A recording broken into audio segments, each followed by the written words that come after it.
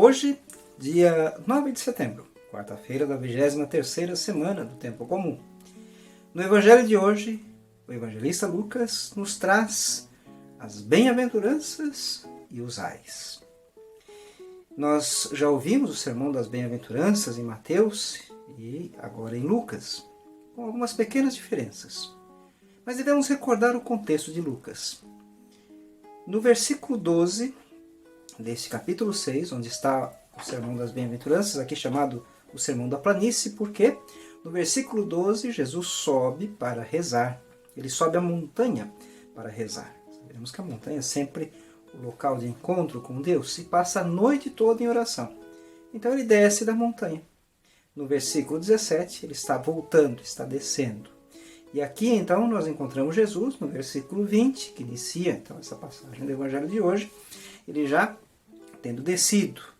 E esse gesto então de Jesus de descer da montanha, do encontro com Deus, é um gesto de proximidade de Deus para com os seus. E logo que Jesus chega, desce, então ele ergue as vistas para os seus discípulos. Os discípulos são os primeiros a quem Jesus dirige as suas palavras. E as palavras de Jesus para os discípulos são as palavras das bem-aventuranças, de alegria, de esperança. E depois, então, aqueles que se recusaram a aceitar Jesus, a serem discípulos dele, a buscarem as suas alegrias nas coisas de Deus e não nas coisas do mundo. A esses está dirigido, então, os ais, daqueles que se afastaram. Os ais para aqueles que não quiseram ouvir a voz de Deus e fazer a sua vontade. Ouçamos, então, o Evangelho. O Senhor esteja convosco, Ele está no meio de nós. Proclamação do Evangelho de Jesus Cristo segundo Lucas. Glória a vós, Senhor. Naquele tempo, Jesus, levantando os olhos para os seus discípulos, disse: Bem-aventurados vós, os pobres, porque vosso é o reino de Deus. Bem-aventurados vós que agora tendes fome, porque sereis saciados. Bem-aventurados vós que agora chorais, porque havereis de rir.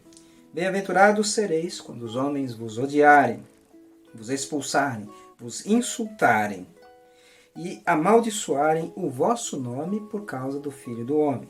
Alegrai-vos nesse dia, exultai, pois será grande a vossa recompensa no céu. Porque era assim que os antepassados deles tratavam os profetas. Mas ai de vós os ricos, porque já tendes a vossa consolação. Ai de vós que agora tendes fartura, porque passareis fome. Ai de vós que agora rides, porque tereis luto e lágrimas. Ai de vós, quando todos vos elogiam. Era assim que os antepassados deles tratavam os falsos profetas. Palavra da salvação. Glória a vós, Senhor.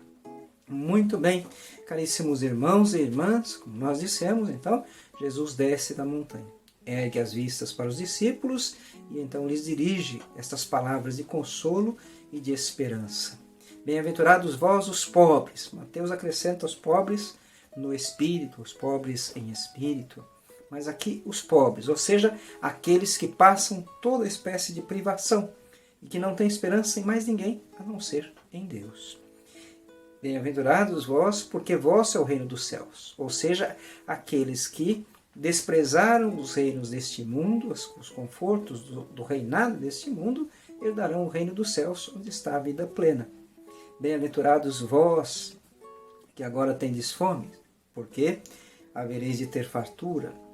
Bem-aventurados vós, que agora chorais, porque havereis de rir.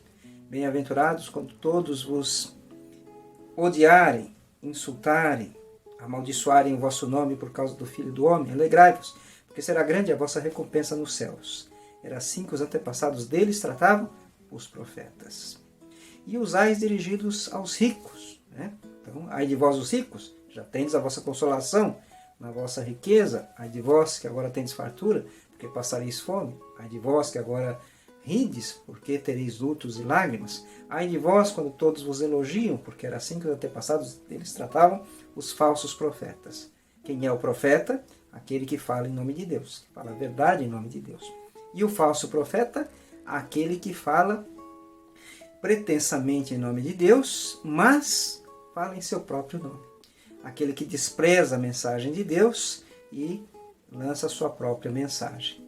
Então, Jesus contrapõe o profeta, aquele que é discípulo de verdade, aquele que também alcança as bem-aventuranças, e o falso profeta, aquele que se distancia da vontade de Deus para fazer a sua própria vontade. Manipula a palavra de Deus de forma que ela possa lhe alcançar vantagens. Nós vemos isso acontecer, né, o tempo todo.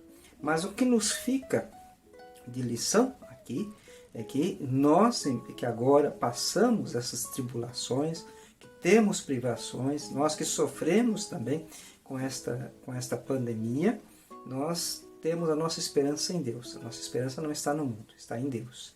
E aqueles que pensam, e muitos, né, até mesmo, a gente vê políticos, empresários, querendo ganhar vantagens a partir da pandemia, ou seja, vantagens a partir do sofrimento, da dor do outro, da exploração da dor do outro. Esses já têm a sua consolação aqui e enfrentarão o juízo de Deus.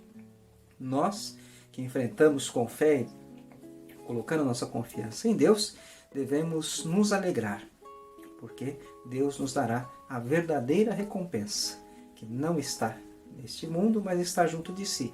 Mas já neste mundo, Ele vai nos ajudando, vai nos orientando, para que possamos juntos, como irmãos, discípulos de Cristo, também nós, homens e mulheres da esperança, levar a esperança àqueles que sofrem, levar a alegria àqueles que sofrem. Que Deus nos dê a graça, então, de sermos verdadeiros discípulos, abrindo nosso coração a Deus e buscando, então, a partir das bem-aventuranças, vivermos a nossa fé em Cristo Jesus. Deus abençoe a todos.